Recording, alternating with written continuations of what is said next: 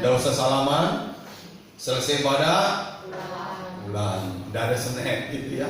Jadi kita laksanakan secara baik sehingga kita berdoa supaya tidak terjadi apa-apa dalam hidup kita selama kita beribadah. Mari kita berdiri bersama-sama. Kita angkat kitab suci kita ucapkan bersama-sama. Saya dapat menjadi apa yang firman Tuhan katakan saya dapat jadi. Saya dapat lakukan apa yang firman Tuhan katakan saya dapat lakukan. Saya dapat memiliki apa yang firman Tuhan katakan saya dapat memiliki. Saya menyatakan, saya mempercayai dan saya menerimanya dalam nama Yesus. Aku percayakan firman-Mu, firman-Mu adalah kebenaran. Aku percayakan janji-janji firman-Mu, janji-janji firman-Mu akan digenapi dalam hidupku. Firman-Mu mengajarku hari ini dan aku akan melakukannya. Amin. Mau diajar oleh firman Tuhan? Saudara mau melakukan firman Tuhan? Saudara percaya firman Tuhan adalah kebenaran? Maka janji-janji akan digenapi dalam hidup saudara. Katakan amin. Kita buka kitab kita dalam Ulangan pasal yang ke-10 ayat yang ke-14. Ulangan 10 ayat yang ke-14. Kita ucapkan bersama-sama ayat ini. Sudah menemukan? Mari kita ucapkan bersama-sama. 2, 3. Sesungguhnya Tuhan Allahmu yang mempunya langit bahkan yang mengatasi segala langit dan bumi dengan segala isinya. Amin. Kita baca tema kita 2, 3. Honor of all. Silakan dulu. Hari Jumat kemarin saya beri tema Honor of Heaven. Jadi pemilik surga siapa? Tuhan. Bahkan lebih dari itu, hari ini kita belajar bersama lagi the honor of all. Jadi pemilik segalanya, semuanya adalah siapa? Adalah Tuhan. Sesungguhnya Tuhan Allahmu yang mempunyai langit dan bumi. Bahkan apalagi Bapak Ibu, yang mengatasi segala langit dan bumi dan segala isinya. Dialah yang mempunyai the honor of all. Semuanya tanpa terkecuali. Semua. Karena itu saudara, kalau kita lihat juga dalam Mazmur pasal 82, ayo kita baca bersama.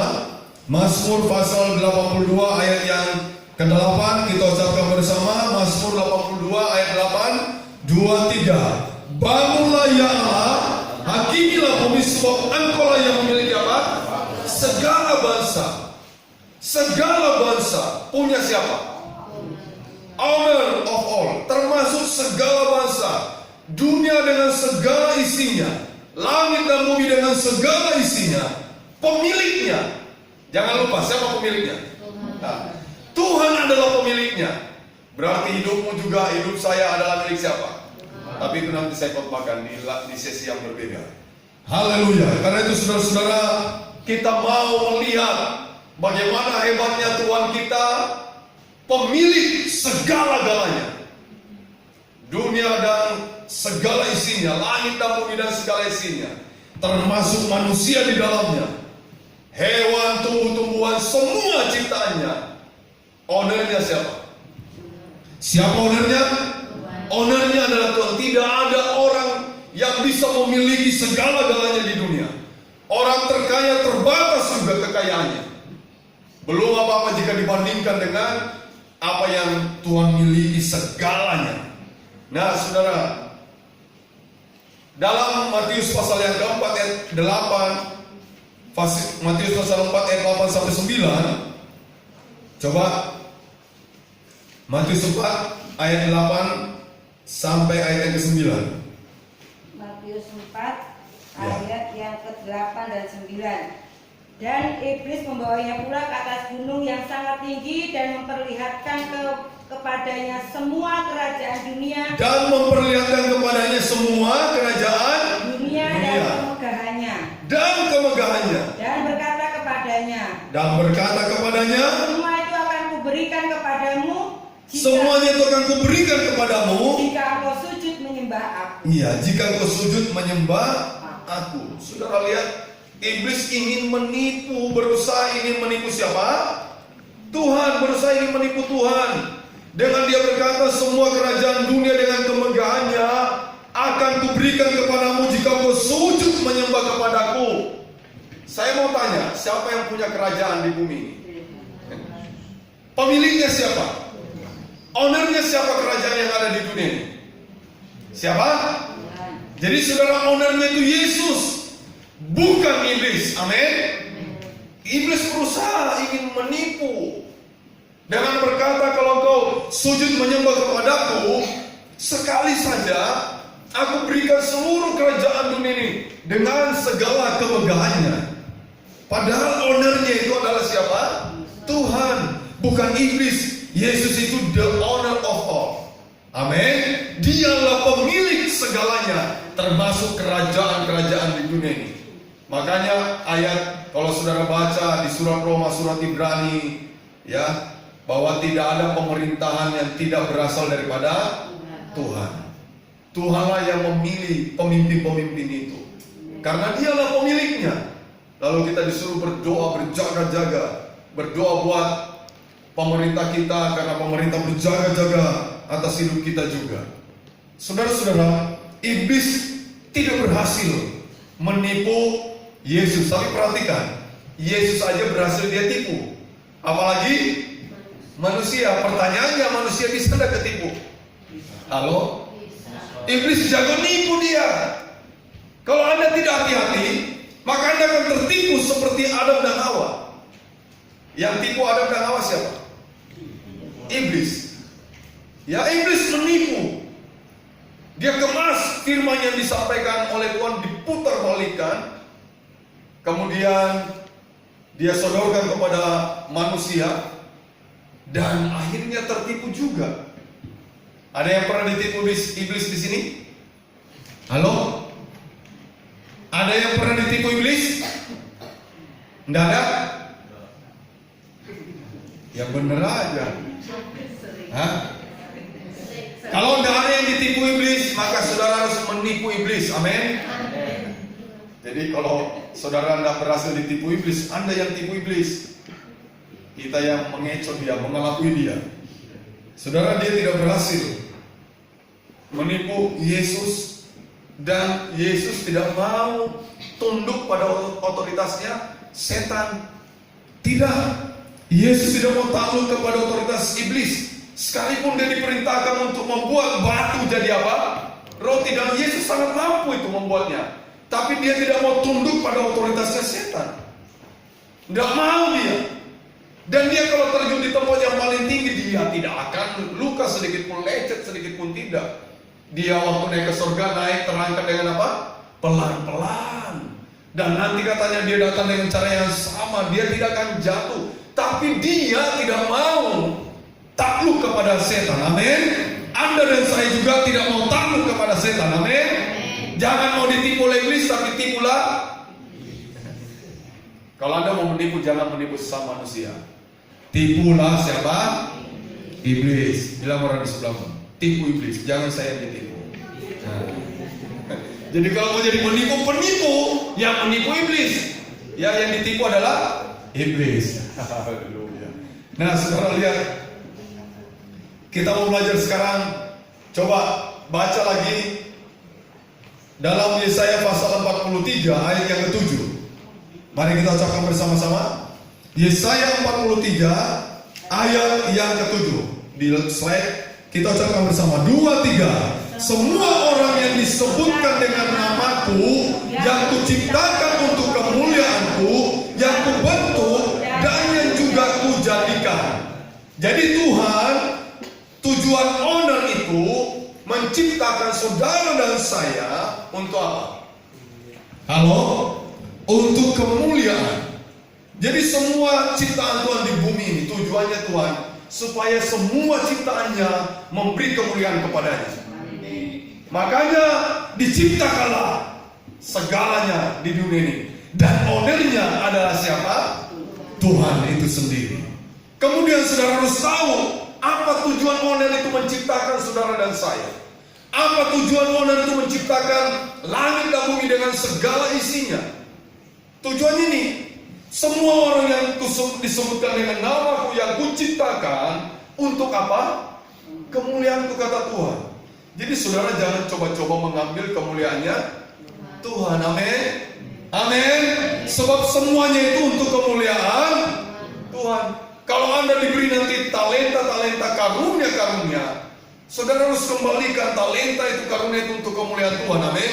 Bukan untuk menonjolkan dirimu, bukan untuk menepuk dadamu. Lain kali saya khotbahkan juga, jangan saudara bangga ketika saudara tumpahkan tangan atas orang sakit dan orang itu sembuh. Jangan saudara tepuk dada. Orang yang buta sejak lahir, Tuhan bilang apa? Supaya apa? Nama Tuhan apa? Dipermuliakan. Dia sembuh, dia bisa melihat, supaya nama Tuhan dipermuliakan. Jadi ini tujuannya Tuhan. Kenapa Tuhan menciptakan langit dan bumi dengan segala isinya, termasuk saudara dan saya? Karena untuk kemuliaan. Ya, untuk kemuliaan. Nah, kita mau belajar dari, coba lihat lagi dari Mazmur 150 ayat 1 sampai 6. Kita baca ya ayat ini. Mazmur 150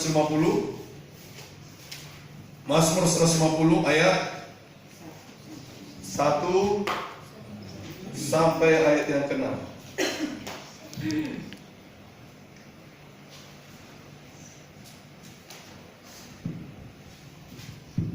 Mari kita ucapkan bersama-sama Mazmur 150 ayat 1 sampai 6, 2, 3. Haleluya. Pujilah Allah dalam tempat kudusnya, pujilah Dia dalam cakrawalanya yang kuat, pujilah Dia karena segala keperkasaannya, pujilah Dia sesuai dengan kebesarannya yang hebat, pujilah Dia dengan tiupan sangkakala, pujilah Dia dengan gambus dan kecapi, pujilah Dia dengan rebana dan tari-tarian, pujilah Dia dengan permainan kecapi dan suling, pujilah Dia dengan ceracap yang berdenting, pujilah Dia dengan ceracap yang berdentang. Biarlah segala yang bernafas memuji Tuhan. Haleluya. Jadi saudara lihat, semuanya dipakai untuk kemuliaan Tuhan. Alat musik dipakai untuk kemuliaan Tuhan. Kalau engkau punya suara yang baik, pakai suaramu untuk kemuliaan Tuhan. Amin. Engkau menyanyi, engkau menaikkan pujianmu. Kalau engkau punya talenta main musik, pergunakan untuk kemuliaan Tuhan. Ya Tuhan berikan kepadamu supaya engkau pakai untuk kemuliaan Dia. Pujilah Dia, pujilah Dia. Dan pada ayat terakhir ditutup dengan kalimat ini, biarlah semua yang bernafas, katanya. Coba saudara masih bernafas enggak? Coba tarik nafas. Masih hidup, pujilah. Amin. Kalau kita memuji Tuhan, itu artinya apa? Kita memuliakan Dia. Amin. Kita memuji Tuhan berarti kita memuliakan Dia. Makanya owner menciptakan tadi. Kenapa Dia ciptakan A, B, C, D, langit dan bumi dan segala isinya? Supaya semuanya itu kembali kepada Tuhan. Kita memuliakan Tuhan, memberikan pujian kepada Tuhan. Tapi banyak orang melupakan Sang Penciptanya. Dia membelakangi Sang Penciptanya. Dia tidak ingat Dia ada karena Tuhan. Dia tidak bisa melihat lagi bagaimana kehebatan Tuhan dalam hidupnya. Dia merasa Dia ada karena Dia sendiri. Tapi saudara, mari kita melihat jauh ke belakang. Pada mulanya Allah menciptakan, disebutkan hari pertama, hari kedua, hari ketiga, hari keempat, hari kelima, hari keenam, dan pada hari ketujuh Dia berhenti, supaya semua ciptanya kembali memberikan apa? Kemuliaan kepadanya. Amin. Amin. Supaya kita memberikan kemuliaan. Selesai sudah ciptanya, 6 hari Dia kerjakan itu, dan semua ciptanya memberi apa? Pujian. Tapi saudara-saudara, oleh karena dosa, ini manusia yang jatuh dalam dosa, dia tidak tunduk lagi kepada Tuhan yang menciptakan, tapi dia tunduk kepada setan, si penggoda itu, si penipu itu. Dan begitu banyak orang yang tertipu dengan iblis. Hari ini saudara, jangan mau tertipu dengan setan. Amin. Amin. Jangan mau dikelabui dengan bujuk rayunya yang begitu manis. Dan dia bukan owner, dia penipu, dia pendusta. Owner itu adalah siapa? Tuhan yang perlu kita sanjung. Amin. Yang perlu kita tinggikan, yang perlu kita muliakan. Haleluya. Saya akan mengajak saudara melihat tentang pokok anggur. Mari buka Alkitab kita dalam Yohanes 15. Nah, kita melihat satu persatu ayat ini. Yohanes pasal yang ke-15 ayat 1 sampai ayat yang ke-8. Saya bacakan ayat yang pertama. Perikop ayat ini dari pasal ini, pokok anggur yang benar. Ayat 1. Akulah pokok anggur yang benar dan Bapakkulah pengusahanya. Ya. Jadi ayat 1, akulah pokok anggur yang apa katanya? Yang benar. Siapa pengusahanya? Nah, saudara tahu kalau Tuhan pernah juga berkata begini, aku dan Bapa adalah apa? Jadi ownernya siapa? Yesus juga ownernya. Aku dan Bapa adalah satu. Dia berkata kepada murid-muridnya, kalau kamu ingin melihat Bapa, lihat aku. Betul? Kalau kamu melihat aku tuh udah sama dengan engkau melihat Bapa. Karena aku melakukan apa yang Bapa kehendaki dalam hidupku. Jadi ayat ini berkata, akulah pokok anggur yang benar, Bapakkulah pengusahanya. Yesus itu juga owner dari pokok anggur ini. Jadi ayat 1 menjelaskan bahwa owner dari pokok anggur itu adalah siapa? Tuhan. Amin. Jadi ada pengusahanya. Dan ini pengusaha yang hebat, pemilik segala-galanya. Amin. Owner of all. Ya, dia memiliki segala-galanya. Ayat 2. Mari kita lihat ayat 2. Ayo bersama. 2, 3. Setiap ranting padaku yang tidak berbuah dipotongnya, dan setiap ranting yang berbuah dibersihkannya supaya lebih banyak berbuah. Ayat 2, saudara, menjelaskan bahwa owner, pemilik daripada pokok anggur ini, memotong ranting yang tidak apa? Berbuah. Jadi owner itu memotong ranting yang tidak berbuah.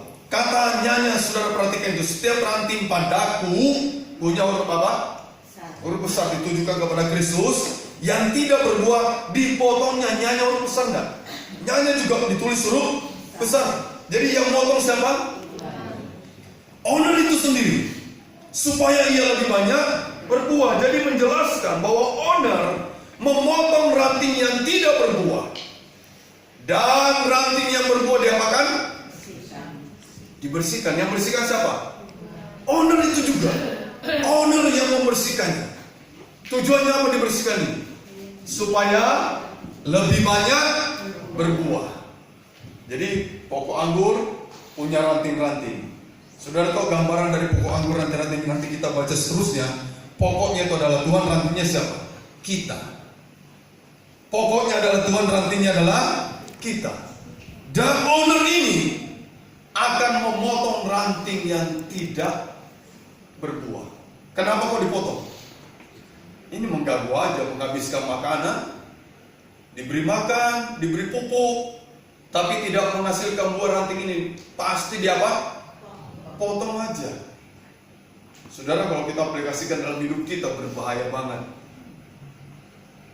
Berapa lama kita mengikut Tuhan? Berapa lama kita menjadi muridnya Dia? Jangan-jangan sejak lahir saudara sudah jadi apa? Pemilik atau pengikut Tuhan. Pertanyaannya gini, kalau engkau adalah ranting yang tidak berbuah, diapakan oleh owner? Halo? Diapakan oleh owner? Dipotong tuh. Kalau dia dipotong berarti otomatis ranting itu tidak lagi melekat pada pokok itu. Saudara, ada banyak buah yang bisa kita hasilkan. Dulu waktu dalam kegelapan, sekarang kita dalam terang Tuhan. Amin. Jadi artinya kita sudah tidak hidup lagi dalam kegelapan. Dulu dikuasai dengan dosa, dulu bertekun dalam dosa. Sekarang tidak lagi. Tidak lagi berkuman dalam dosa, tidak bertekun dalam dosa. Masih bisa berdosa, masih, tapi tidak suka lagi dengan dosa. Itu makanan yang sudah membosankan. Amin. Amin. Dulu mungkin makanan yang sedang kita lahap, tapi sekarang kita mulai melihat ini makanannya menjijikan. Amin. Dosa. Jadi buah-buah bisa kita tunjukkan bahwa pertobatan kita. Ya, dalam surat Galatia itu ada banyak buah. Ada 9 kalau tidak salah buah di situ ditunjukkan. Kesetiaan, apalagi kelemah lembutan, apalagi kasih, kesabaran, apalagi pengendalian diri, apalagi, dan mungkin masih banyak lagi buah-buah. Ya, nah saudara, karena itu owner ini melihat, memperhatikan satu persatu ranting itu, dan ranting itu tadi sekali lagi itu adalah pribadi-pribadi kita yang disorot oleh Tuhan, yang diperhatikan oleh Tuhan, dilihat oleh Tuhan. Mana ranting yang tidak berbuah, pasti dia apa? Dipotong. Dan saya mau tanya, saudara mau dipotong? Mau dipotong? Tidak. Kita tidak mau dipotong. Kita tidak mau lepas dari pokok ini. Kita tidak mau. Jadi kalau gitu diapain? Dibersihkan. Bukan dipotong, tapi apa? Dibersihkan. Mau dibersihkan? Amin. Yang masih tidak beres, dibersihkan lagi Tuhan. Dibersihkan lagi. Dan memang waktu dibersihkan mungkin tidak nyaman, ya. Tapi dibersihkan terus Tuhan. Dibersihkan supaya apa? Dia nanti bisa berbuah lebih apa? Lebih banyak. Dibersihkan dan dibersihkan. Karena itu saudara, biarkan hidupmu terus dibersihkan Tuhan. Firman Tuhan itu membersihkan hidup kita. Tiap kali kita dengar firman itu sama dengan kita sedang dibersihkan Tuhan. Amin. Tuhan sedang membersihkan pribadi-pribadi kita. Karena itu saudara, ada seorang yang tuli, nenek-nenek yang tuli tapi rajin ke gereja. Dia ibadah, tapi dia budak tuli, tidak bisa mendengar. Cucunya itu selalu mengganggu dia. Dasar nenek, budak tuli. Coba tadi habis dari mana? Dari gereja, kata neneknya. Tapi bisa dengar ya. Karena cucunya teriak di telinganya. Terus cucunya bilang gini, tadi Pak Pendeta khotbah apa? Ya dia tidak dengar namanya apa? Tuli. Budak. Kecuali kalau di situ ada bolot yang mendengarkan, dan ketika pendeta sebut rupiah, dia dengar. Nah itu bolot ini. Atau disebut perempuan cantik, oh dia dengar itu, bolot. Terus saudara, si cucu ini tidak hentinya ngeledekin neneknya. Satu kali neneknya bilang gini kepada cucunya, nih tolong kamu keranjang ini, bersihkan keranjang ini, di pancoran air itu, bersihkan. Keranjangnya bolong-bolong, tapi cucunya nurut juga, dia taruh di pancoran. Nanti kalau kata neneknya, kalau sudah penuh pulang ya. Enggak penuh-penuh, kapan bisa penuhnya? Oh itu keranjang bolong-bolong kan, keranjang pasar tuh. Dia pulang, dia dari jauh udah teriak, dasar nenek bolot. Nenek bolot, ini cucu yang kurang ajar ya. Nenek jadi bolot-boloti. Dasar nenek bolot, mana bisa keranjangnya bersih katanya. Terus neneknya dengar. Ini orang tuli bisa dengar ya, Tuhan kasih dengar sedikit. Ya, sini cuk, lihat ini keranjangnya. Keranjangnya memang tidak penuh dengan apa? Air. Tapi lihat, waktu kamu berangkat kotor dari keranjang. Kotor katanya. Sekarang bersih enggak? Bersih. Itulah nenek kalau ke gereja, tiap hari aku dibersihkan Tuhan. Amin. Amin. Tiap hari aku dibersihkan sampai aku bersih. Dan kalau bersih menghasilkan nanti apa? Buah. Ya, kalau bersih menghasilkan buah. Ayat berikutnya, ayat 3. Mari kita baca. Ayat 3. Mulai. Kamu memang sudah bersih. Karena apa? Firman yang telah kukatakan kepadamu. Jadi menjelaskan bahwa firman itu memang membersihkan. Dan firman itu sendiri adalah siapa? Siapa itu firman itu? Iya, pada mulanya adalah firman. Firman menjadi manusia. Firman itu adalah Tuhan. Jadi dia sendiri yang membersihkan kita. Saya kalau menyampaikan firman, saya hanya jadi alat, saluran. Saya pun dibersihkan. Amin. Amin. Firman itu seperti apa tadi? Pedang bermata dua, membersihkan. Baik saudara yang mendengar maupun saya. Jadi saya hanya alat. Firman itu adalah Tuhan yang membersihkan setiap pribadi kita. Ada banyak rahasia yang orang lain tidak tahu, tapi Tuhan tahu dan Tuhan yang bersihkan itu. Amin. Amin. Istri bisa tidak tahu apa yang dilakukan suaminya, suami tidak tahu apa yang dilakukan oleh istrinya, anak tidak tahu apa yang dilakukan orang tuanya, orang tua tidak tahu apa yang dilakukan anaknya. Ada banyak yang misteri yang tersembunyi, tapi Tuhan yang akan membersihkan itu. Amin. Kalau kau datang, terus datang kepada Dia. Ya, satu kali seorang mahasiswa dengar khotbah tentang kekudusan, dia tidak mampu dengar khotbah ini dan dia tahu dirinya lagi tidak kudus. Dan dia konseling kepada pendeta supaya Tuhan pulihkan hidupnya dia, dikuduskan lagi. Firman membersihkan kita, amin. Amin. Misalnya tadi saya berkata menipu, jangan-jangan kemarin ada di antara kita baru pernah menipu. Aduh, kemarin aku menipu orang ini. Nah itu bertobat, amin. Amin. Ini firman membersihkan kita.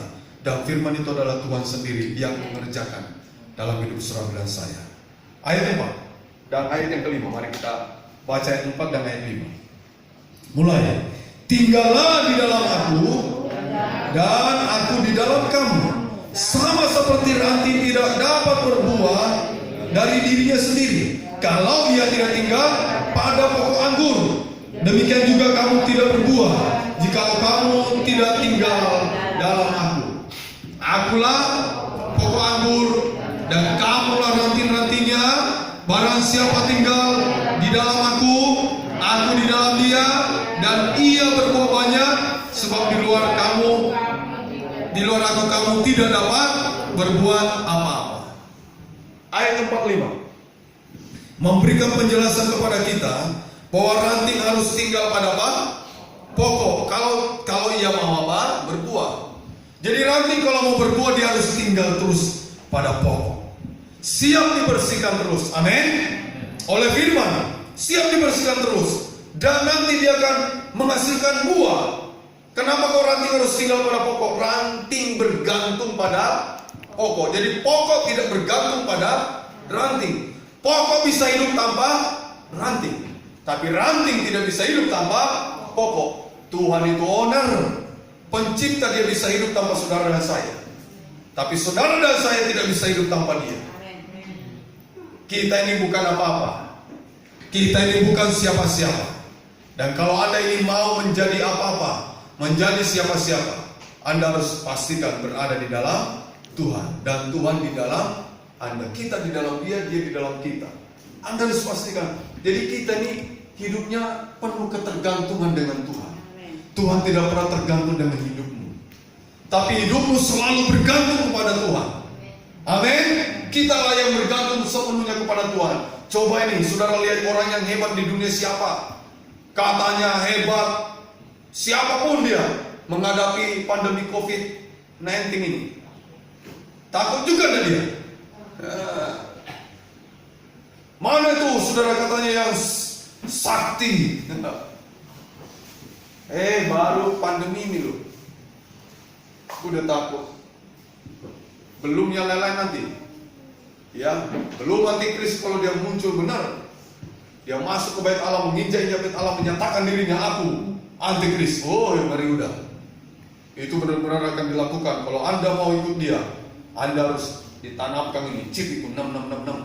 Kalau Anda begitu, Anda tidak bisa nanti berbelanja. Uang Anda tidak laku. Harus ada tandanya 666. Kalau Anda mau jadi pengikutnya, ya udah mati kelaparan atau disembelih, jangan jalan sama dia. Nah, saudara-saudara, jadi kita ini tidak bisa lepas dari pokok. Kita bergantung sepenuhnya pada Tuhan. Amin. Amin. Tapi memang saudara dengar, kita memang tanpa Tuhan kita tidak bisa. Tapi Tuhan tanpa kita, Tuhan itu tidak mau. Bukan tidak bisa, tapi dia hanya tidak mau. Dia mau saudara dan saya supaya apa? Berbuah. Ini keinginan Tuhan. Engkau menghasilkan buah. Amin. Ini keinginan Tuhan. Inilah owner, pemilik dari segalanya. Ingin supaya Anda memuliakan dia. Sebagai ciptaannya Anda memuliakan dia. Dan nanti kita lihat poin akhir daripada tujuan Tuhan itu. Dari pokok anggur ini saudara, kita baca nanti bahwa Tuhan ingin supaya Anda dan saya berbuah. Dan buah itu untuk kemuliaan dia. Amin. Bukan untuk kemuliaan dirimu. Ya, mari kita lihat ayat 6 sekarang. Ayat 6. Ayat 6 kita baca 2-3. Barang siapa tinggal di dalam aku, ia dibuang keluar seperti ranting dan menjadi kering. Kemudian dikumpulkan orang dan dicampakkan ke dalam api lalu dibakar. saya ulangi, barang siapa tidak tinggal di dalam aku, ia dibuang keluar seperti ranting dan menjadi kering. Kemudian dikumpulkan orang dan dicampakkan ke dalam api lalu dibakar. Tadi saya berkata bahwa ranting kalau tidak berbuah di apa tadi? Dipotong itu. Ayat 2. Ayat 7 menjelaskan lagi bahwa jika ranting tinggal pada pokok, maka owner akan memberikan peluang besar nih. Ayat 6, saya masih ayat 6 ya. Ya, jadi menjelaskan bahwa ranting yang tidak berbuah adalah ranting yang tidak berguna dan akan dibuat keluar, dilepaskan dari pokok yang akhirnya apa saudara? Kering, mati. Ya, ini mungkin belum mati secara fisik saudara alami. Kalau tidak tinggal di dalam Yesus, tapi sudah pasti Anda akan mengalami mati apa? Secara rohani. Kering kerohanianmu. Tidak peka dengan apapun, dengan kebenaran, tidak peka, udah kering, kosong ini hati hidup ini. Ada kekosongan jiwa kita. Makanya ayat yang tadi menjelaskan bahwa ranting yang tidak berbuah adalah ranting yang apa? Dan saya percaya kalau saya tanya, tidak ada yang mau tidak berguna, semua kita ingin berguna. Benar tidak Bapak Ibu? Kita doakan buat anak kita supaya anak kita kelak menjadi orang yang berguna bagi bangsa dan negara kita, bagi keluarga kita, bagi gereja kita, bagi siapapun juga. Amin. Tidak mau kita berdoa anak kita besok jadi penjahat, jadi perampok. Tidak. Kita mau anak kita menjadi anak yang berguna. Tuhan juga demikian Bapak Ibu, Dia ciptakan kita, jadikan kita, yang kuciptakan, yang kubentuk supaya hidup kita berguna. Ya, supaya hidup kita berguna, kita memuliakan Dia, kita mengagungkan Dia, kita memberikan pujian kepada Dia. Biarlah semua yang bernafas tadi memuji, memuliakan Tuhan. Segala bangsa aku punya katanya, tujuannya supaya mereka memberikan kemuliaan kepada Tuhan. Dan saudara-saudara, ayat 6 tadi berkata, jangan kita menjadi ranting-ranting yang tidak berguna, yang akhirnya dipotong, dibuang jadi kering, dan akhirnya dibakar lalu apa? Mati itu. Yang akhirnya mati itu, ranting itu. Dan kita tidak mau mengalami peristiwa yang tragis seperti itu. Amin. Yang menjadi pilihan kita, Tuhan, aku mau nempel terus. Aku mau nempel terus. Ada lagunya ya? Lagu anak sekolah minggu, nyender, nempel terus sama pokok anggur itu. Dan biarkan si owner membersihkan hidupmu. Berikan peluang kepada owner membersihkan hidupmu terus. Dia yang langsung membersihkan, dia sendiri yang membersihkan itu. Dia sendiri. Supaya Anda dan saya berbuah. Ayat 7. Kita baca ayat 7. Jikalau kamu tinggal di dalam aku dan firmanku tinggal di dalam kamu, mintalah apa saja yang kamu kehendaki dan kamu akan menerimanya. Menjelaskan bahwa jika ranting tinggal pada pokok, maka owner, perhatikan Bapak Ibu, owner memberikan apa? Peluang besar. Apa itu peluang besarnya? Dia bilang gini, minta apa saja yang kamu kehendaki. Peluang besar. Owner berkata, minta apa saja yang kamu kehendaki dan kamu akan menerimanya. Saudara, dalam Alkitab bahasa Inggris itu Yesus sendiri yang berbicara, ditulis dengan tinta merah. Ini perkataannya Tuhan. Saya mau tanya, perkataan Tuhan bohong enggak? Kalau dia berkata minta apa saja yang kamu kehendaki dan kamu akan menerimanya, ini bohong enggak? Ini isapan jempol enggak? Supaya orang senang ikut Yesus, begitu? Tidak. Tapi nanti ada kelanjutannya pada ayat 8. Ada kaitannya. Ini satu perikop kita lihat. Minta apa saja.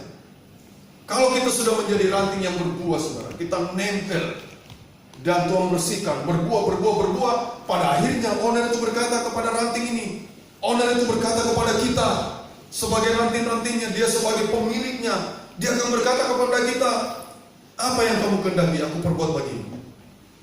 Orang buta berkata, Rabuni, aku ingin melihat, aku ingin berjalan. Di mana kau baringkan itu Lazarus? Udah di dalam kubur. Bisa nggak dibangkitkan Tuhan? Ayo kita ke sana. Dia udah mati Tuhan. Ayo kita ke sana biar nama Tuhan dipermuliakan. Lazarus keluar dia.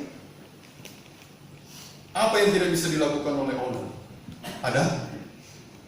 Kecuali dia mengingkari janjinya. Dia tidak bisa mengingkari janjinya. Dia orang selalu menepati janjinya.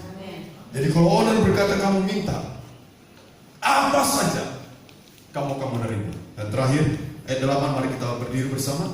Kita baca bersama. Ayat 8. 2, 3. Dalam hal inilah Bapakku dipermuliakan, yaitu jika kamu berbuah banyak, dan dengan demikian kamu adalah apa? Murid-muridku. Jadi apa yang tadi saudara minta dan Tuhan berikan itu untuk apa? Kemuliaannya Dia. Kalau cocok dengan kehendaknya Tuhan, engkau diberikan pasti. Tidak ada yang sulit bagi Tuhan untuk memberikan kepadamu. Dia owner of all. Bilang owner of all. Owner of all. Pemilik segalanya, pemilik semuanya. Apa yang kau minta ada pada Dia. Apa yang saudara butuhkan ada pada Dia. Apa yang menjadi keperluanmu ada pada Dia. Dia ownernya. Dan Dia memberi peluang kepada ranting-ranting yang melekat, yang berbuah. Semakin ranting itu berbuah lebat, maka peluangnya semakin besar. Si owner berkata kepada ranting itu, minta apa saja, aku akan perbuat bagimu. Hari ini saudara, kalau kau punya pergumulan dalam hidupmu, teruslah minta kepada Tuhan. Tuhan, ini pergumulanku, ini keperluanku, ini kebutuhanku Tuhan. Tapi saudara, pastikan juga hidupmu tetap kepada pokok anggur, melekat pada pokok anggur. Tidak lepas dari pokok anggur. Dan berikan hidupmu dibersihkan. Peluang besar itu datang pada dirimu. Dan Tuhan memberkatimu. Mari pemain musik, kita nyanyikan pujian kita. Kau Allah yang besar. Haleluya.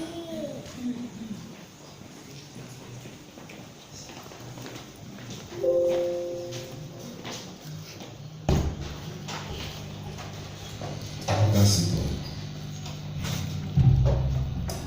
Kau baik, kau luar biasa. Kau Allah